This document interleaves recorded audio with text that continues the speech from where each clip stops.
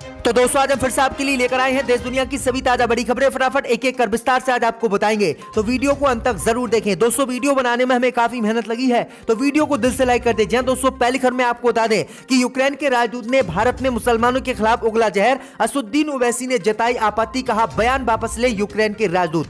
वही आपको बताएंगे दोस्तों कि बीजेपी विधायक ने बिहार में किया दावा, आरएसएस की वजह से ही लालू यादव बने थे 1990 में बिहार के मुख्यमंत्री। वही आपको बताएंगे दोस्तों कि उत्तर प्रदेश में व्हाट्सएप ग्रुप में प्रधानमंत्री मोदी के सुअर के चेहरे वाली फोटो शेयर करने पर एडमिन इमरान मलिक के खिलाफ केस दर्ज, इलाहाबाद हाई कोर्ट ने भी केस लड़ने से किया इनकार। वहीं आपको बताएंगे दोस्तों कि यूक्रेन हमले के बीच डोनाल्ड ट्रंप की भविष्यवाणी, कहा पुतिन से सीख लेकर सी जिनपिंग ताइवान पर करेंगे हमला।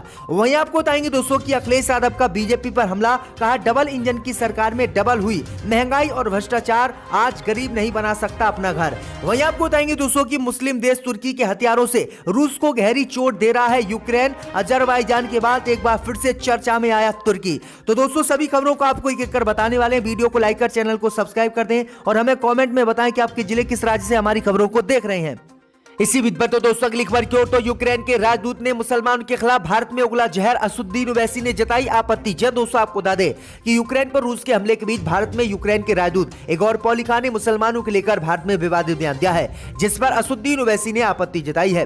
दरअसल आपको बता दें कि मंगलवार को यूक्रेन के राजदूत इगोर पॉलिका ने यूक्रेन में रूसी हमले की तुलना मध्यकालीन भारत में राजपूतों के खिलाफ मुगलों के कथित जनसंहार से की है। उन्होंने कहा कि जिस तरह से रूस हम पर हमला कर रहा है, उसी तरह से पहले भारत में हिंदू यानी राजपूतों पर मुसलमानों ने हमला किया था और उनको बुरी तरह से मारा था, और इसी तरह से रूस भी हमारे लोगों को खारकीव में मार रहा है। भैया आपको बता दें कि उनके इसी बयान पर असदुद्दीन ओवैसी ने कड़ी आपत्ति जताई और असदुद्दीन ओवैसी ने कहा कि मानवर भारत के मध्यकालीन इतिहास का आधा अधूरा ज्ञान अपने पास ही रखें, इसमें इस्लामोफोबिया की बू आती है। असदुद्दीन ओवैसी ने कहा कि आप गलत तरीके से इतिहास को पेश मत कीजिएगा। असदुद्दीन ओवैसी ने यूक्रेन के राजदूत पर हमला बोलते हुए कहा कि मैं हैरान हूं कि नरेंद्र मोदी का ध्यान खींचने के लिए उन्हें मुगलों के इस्तेमाल का आइडिया कहां से आया। तो असदुद्दीन ओवैसी ने इनको फटकार लगाई और नसीहत दी कि आप भारत में आकर हिंदू मुस्लिम की राजनीति ना करो। इसी बीच तो दोस्तों अगली खबर की ओर, तो व्हाट्सएप ग्रुप में प्रधानमंत्री मोदी के सुअर के चेहरे वाली तस्वीर शेयर करने पर एफआईआर दर्ज। जी दोस्तों आपको बता दें ये बड़ी खबर सामने निकल कर आई दोस्तों कि उत्तर प्रदेश में व्हाट्सएप ग्रुप में प्रधानमंत्री मोदी के सुअर के चेहरे वाली तस्वीर शेयर करने पर व्हाट्सएप ग्रुप के एडमिन इमरान मलिक के खिलाफ उत्तर प्रदेश में केस दर्ज कर लिया गया है। वहीं आपको बता दें कि एडमिन के खिलाफ दर्ज आपराधिक कार्रवाई को रद्द करने से इलाहाबाद उच्च न्यायालय ने भी इनकार कर दिया है, जिसके बाद इमरान की मुश्किलें बढ़ गई हैं। दरअसल आपको बता दें कि बीते दिनों ही इमरान खान ने एक व्हाट्सएप ग्रुप बनाया था। इस व्हाट्सएप ग्रुप में प्रधानमंत्री मोदी और योगी आदित्यनाथ के सुअर के चेहरे वाली तस्वीर शेयर की गई थी और इस तस्वीर काफी वायरल हुई थी, जिसके बाद लोगों ने इस पर आपत्ति जताई और उसके बाद इमरान मलिक के खिलाफ उत्तर प्रदेश में केस दर्ज कर दिया गया और इलाहाबाद हाई कोर्ट ने भी अब इस केस को रद्द करने से साफ इनकार कर दिया। तो यह बड़ी अपडेट आई दोस्तों की प्रधानमंत्री मोदी के सुअर के चेहरे वाली तस्वीर शेयर करने पर यह एफआईआर उत्तर प्रदेश में दर्ज। इसी बीच पर तो दोस्तों अगली खबर की ओर, तो मुस्लिम देश तुर्की के हथियारों से रूस को गहरी चोट दे रहा है यूक्रेन। जी दोस्तों आपको बता दें कि यूक्रेन पर रूसी हमले का आज 8वां दिन है, लेकिन अभी तक रूस ने जैसा सोचा था जंग का परिणाम वैसा नहीं रहा। यूक्रेन की सेना और लोग का मनोबल तोड़ने में रूस जहां नाकाम रहा, तो वहीं उसे जंग में भारी नुकसान भी उठाना पड़ रहा है। इस वजह से यूक्रेन ने अपने मित्र देशों से मिलने वाले आधुनिक हथियार, जिनकी मदद से वह दुनिया की दूसरी सबसे बड़ी सेना को टक्कर दे रहा है, उसमें तुर्की के ड्रोन शामिल है।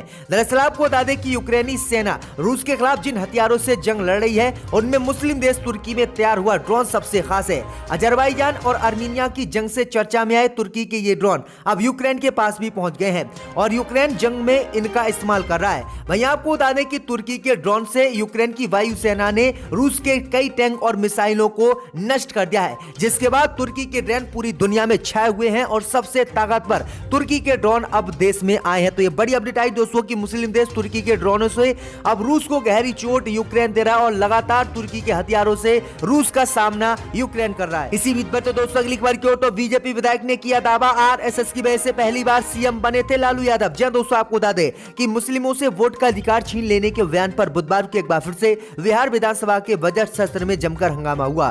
बीजेपी विधायक हरिभूषण ठाकुर के इस बयान पर नेता प्रतिपक्ष तेजस्वी यादव ने आपत्ति दर्ज कराई। वहीं बचौल ने अपना बयान वापस लेने से इनकार कर दिया है। दैनिक भास्कर से बातचीत करते हुए बीजेपी विधायक ने कहा है कि बयान पर बवाल तो राजनीतिक शोभा है। ये बयान देशद्रोहियों के लिए दिया था जो वंदे मातरम का अपमान करते हैं और देश का अपमान करते हैं।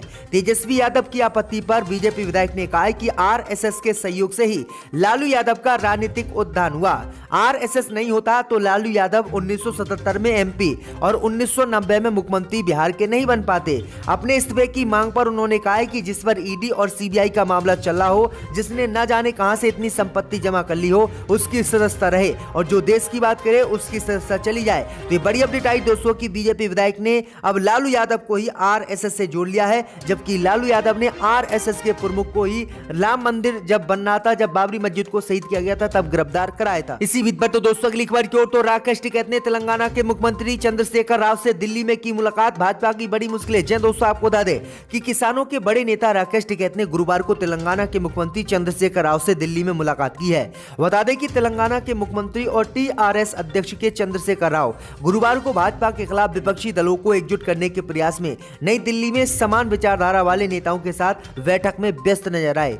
नई दिल्ली में डेरा डाले हुए मुख्यमंत्री ने गुरुवार को भाजपा के राज्यसभा सदस्य डॉक्टर सुब्रमण्यम स्वामी और भारतीय किसान संघ के प्रतिनिधि और किसान नेता राकेश टिकैत से बात की। वहीं आपको बता दें कि सुब्रमण्यम स्वामी भाजपा सरकार की नीतियों की तीखी आलोचना के लिए जाने जाते हैं। उन्हें उन बुद्धिजीवियों में गिना जाता है जिन्हें कुदाल कहते हुए जो किसी के आगे नहीं झुकते हैं। वहीं आपको बता दें कि किसान नेता राकेश टिकैत ने दिल्ली में हाल ही में ऐतिहासिक आंदोलन का नेतृत्व किया था और मोदी सरकार के सामने किसान नेता राकेश टिकैत नहीं झुके थे और अब जो है लगातार विपक्ष को मजबूत करने के लिए ये नेता आपस में बैठक कर रहे हैं, जिससे मोदी सरकार की लगातार मुश्किलें बढ़। इसी बीच पर तो दोस्तों अगली खबर की ओर तो यूक्रेन पर हमले के बीच डोनाल्ड ट्रंप की भविष्यवाणी, पुतिन से सीख लेकर शी जिनपिंग उठाएंगे ताइवान पर कदम। जय दोस्तों, आपको बता दें कि अमेरिका के पूर्व राष्ट्रपति डोनाल्ड ट्रंप ने कहा है कि रूस को यूक्रेन पर आक्रमण करता देख ताइवान पर चीन हमला करेगा। उन्होंने कहा है कि रूसी हमले से चीनी राष्ट्रपति शी जिनपिंग काफी खुश नजर आ रहे हैं। फॉक्स बिजनेस से विशेष रूप से बात करते हुए ट्रंप ने कहा है कि चीन देख रहा है कि संयुक्त राज्य अमेरिका कितना मूर्ख है। इसमें कोई शक नहीं है कि वे ताइवान पर हमला करने जा रहे हैं। अमेरिकी राष्ट्रपति जो बाइडेन पर हमला करते हुए उन्होंने कहा है कि राष्ट्रपति शी के पास उच्च खुफिया तंत्र है। उन्होंने ये भी देखा है कि अफगानिस्तान में क्या हुआ। उन्होंने ये देखा है कि हमने अफगानिस्तान को छोड़ दिया, अमेरिकी नागरिकों को वहां छोड़ दिया जो कि अभी भी वहां से बाहर निकलने की कोशिश कर रहे हैं। ट्रंप ने कहा है कि यूक्रेन ने रूस के खिलाफ बहुत अच्छी लड़ाई लड़ी जो कि अधिकांश लोगों की सोच से कहीं बेहतर है। ट्रंप ने कहा है कि इतने लोग मर गए लेकिन अभी तक अमेरिका ने कोई कार्रवाई नहीं की है। इसी बीच पर तो दोस्तों अगली खबर की ओर तो अखिलेश यादव का बीजेपी पर हमला, कहा डबल इंजन की सरकार में डबल हुई महंगाई और भ्रष्टाचार। जब दोस्तों आपको बता दें कि समाजवादी पार्टी के अध्यक्ष अखिलेश यादव ने किसानों की आय दोगुनी करने के वादे को लेकर भारतीय जनता पार्टी पर बड़ा हमला बोला है। अखिलेश यादव ने कहा कि भारतीय जनता पार्टी ने दावा किया था कि 2022 में किसानों की आय डबल हो जाएगी, लेकिन भाजपा सरकार में किसानों की आय तो डबल नहीं हुई, लेकिन डबल इंजन की सरकार में महंगाई और भ्रष्टाचार डबल हो गया। वही आपको बता दें कि हाई डल कॉलोनी मैदान में एक चुनावी जनसभा को संबोधित करते हुए अखिलेश यादव ने कहा है कि गरीब को अपना घर बनाना आज संभव नहीं है। स्टील से लेकर बालू गिट्टी सब महंगी हो गई है। भाजपा के लोग बड़े बड़े लोग का ख्याल रखते हैं मगर गरीबों की सुध नहीं लेते। अखिलेश यादव ने आए कहा है कि किसानों की आय दोगुनी करने की बजाय भाजपा सरकार ने खाद की बोरी में से 5 किलो खाद चुरा लिया। यदि इस बार भाजपा सरकार आती है तो 10 किलो खाद चोरी कर लेगी। भाजपा सरकार ने गरीबों को सिलेंडर तो दे दिया लेकिन 400 रुपए के सिलेंडर का दाम बढ़ाकर 1000 रुपए कर दिया। पेट्रोल के दाम 100 रुपए के पार चले गए। तो अखिलेश यादव ने कहा है कि अगर अब फिर से सरकार बीजेपी की बनी तो 200 रुपए पेट्रोल डीजल के दाम होंगे। इसी बीच पर तो दोस्तों अगली खबर की ओर तो मनी लॉन्ड्रिंग केस में 7 मार्च तक ईडी की हिरासत में भेजे गए महाराष्ट्र के मंत्री नवाब मलिक।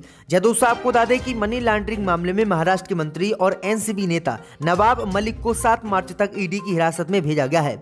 बता दें कि प्रवर्तन निदेशालय ने बुधवार को महाराष्ट्र के वरिष्ठ मंत्री नवाब मलिक को भगौड़े अंडरवर्ल्ड डाउन दाऊद इब्राहिम और उसके सहयोगियों से जुड़े मनी लॉन्ड्रिंग मामले में गिरफ्तार किया था। गिरफ्तारी के बाद महाराष्ट्र सरकार के अल्पसंख्यक मामलों के 62 वर्षीय मंत्री और राष्ट्रवादी कांग्रेस पार्टी के प्रवक्ता मलिक को 8 दिन की ईडी हिरासत में भेजा गया है। हालांकि गुरुवार को उनकी हिरासत को बढ़ाकर 7 मार्च कर दिया गया है। तो ये बड़ी अपडेट आ रही है। इसी बीच पर तो दोस्तों अगली खबर की ओर तो राजस्थान में कांग्रेस नेताओं का विरोध करने पर भाजपा कार्यकर्ताओं की जमकर पिटाई। दोस्तों आपको बता दें कि राजस्थान के झुंझुनू जिला मुख्यालय पर कांग्रेसियों ने भाजपा कार्यकर्ताओं को दौड़ा दौड़ा कर पीटा है और पुलिस देखती रही और कांग्रेस कार्यकर्ता भाजपा वालों पर लाठियां बरसाते रहे। वह यूं है कि राजस्थान कांग्रेस कमेटी यानी पीसीसी के चीफ गोविंद सिंह डोटासारा बुधवार को झुंझुनू के दौरे पर थे। डोटासारा व महाराष्ट्र कांग्रेस के अध्यक्ष संजय निरुपम के साथ 3:15 बजे झुंझुनू पहुंचे थे। राजस्थान कांग्रेस प्रदेश अध्यक्ष गोविंद सिंह डोटासारा झुंझुनू में मंडरेला रोड स्थित एक होटल में सदस्यता अभियान को लेकर एक कार्यक्रम में हिस्सा लेने आ रहे थे। डोटासारा का काफिला झुंझुनू में अग्रसेन सर्किल पहुंचा तो यहां पर पहले से ही कुछ भाजपाई बैठे हुए थे।